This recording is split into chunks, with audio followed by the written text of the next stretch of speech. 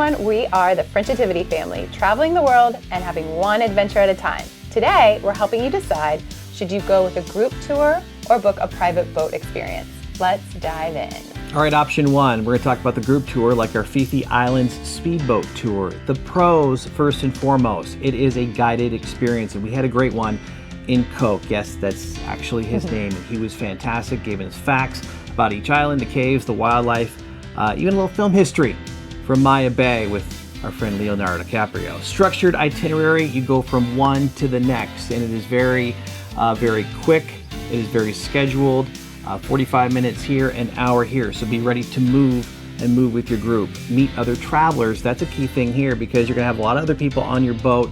And when you're on a tour like this, there are people from all over the country. So you get to meet people from all walks of life, and lower price per person, especially good value for smaller families or couples. Now, the cons.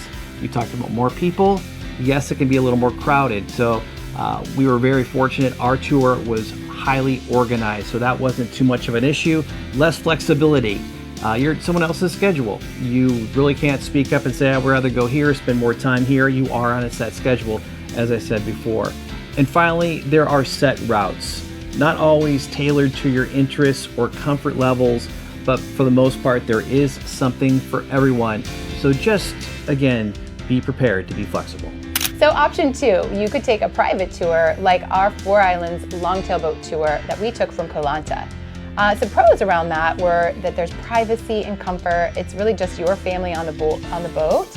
We could stretch out, take photos without other people being in the background or trying to avoid other people on the boat, and we could really move at our own pace. In addition to that, there's flexibility. In theory, you can adjust the routing or stop longer somewhere if you're really enjoying a certain beach or a snorkeling spot. And a custom vibe, it feels more intimate and special. It was really like our own little adventure, and we really enjoyed that. Now, some of the cons, there can be limited guiding or language barriers. So making sure ahead of time, if it's committed to you that there would be someone that can communicate well or communicate in English, that is something you receive, because it would make it challenging to change routes or ask questions if there was a language barrier. Tied to that would be there's less storytelling if you don't have an English speaking or your native language guide. Sometimes you wouldn't get the same stories or amount of information about the islands or the wildlife or legends, which we really enjoy. And then third, it can be more expensive per person. So depending on how many people, unless you're traveling with a large group, it can cost more per person than a group tour.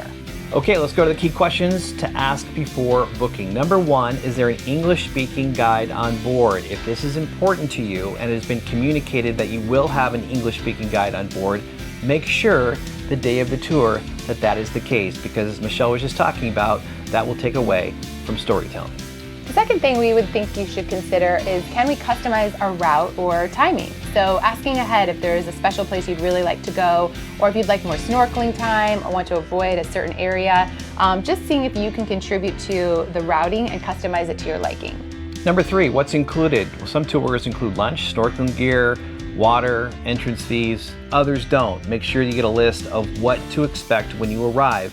I lost my snorkeling mask twice, and thank goodness Coke was there to get it for me twice. Next, you may also want to know how many people will actually be on the group tour. So what's the capacity of the boat, and how much do they fill that? So some boats fill full to capacity, some do 50%, and you can find tours that really cater to all of those. So a group of 10 is really different than a boat filled with 40 people. So maybe you still like a group, but you want to limit that to a certain size or capacity of the boat. Number five, what happens if weather or ocean conditions change? This happens on a daily basis at these islands, so understand what the refund or rerouting policies are, especially on private tours.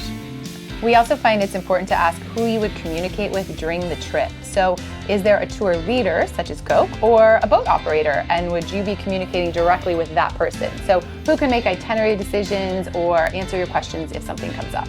The bottom line, both options can be amazing. Group tours are great for learning and logistics, while private tours give you space and flexibility. To be honest, we love both for different reasons, and so it's nice to experience both and then be able to reflect on what you like. So we hope this breakdown helps you choose the right fit for your next adventure. Let us know in the comments, are you team group tour or team private boat? And please don't forget to subscribe for more family tips, island adventures, and stories from around the world. Up next, you don't want to miss it, our camper van journey through Australia. Motorhome memories. We've broken it down into a series for you with things you do not want to miss.